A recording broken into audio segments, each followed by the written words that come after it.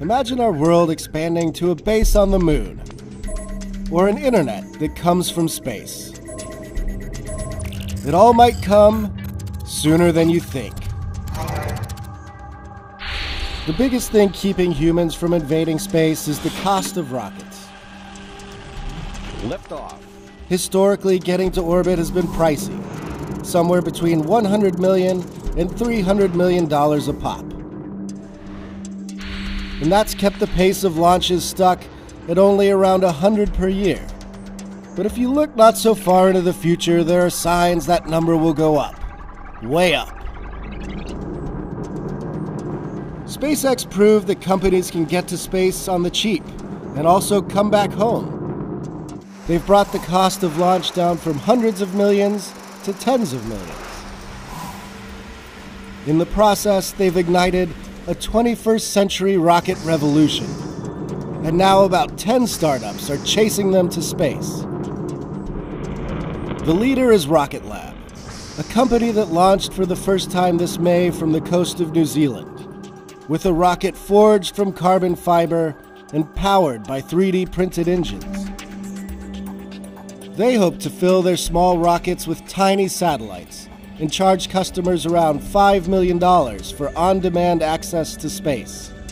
They plan to start launching rockets once a week, and then every day. But there's just one problem with all of this: economics. Someone's gonna have to buy rides on all those rockets. That demand for space rides will come in the form of nanosatellites, the tiny offspring of traditional satellites.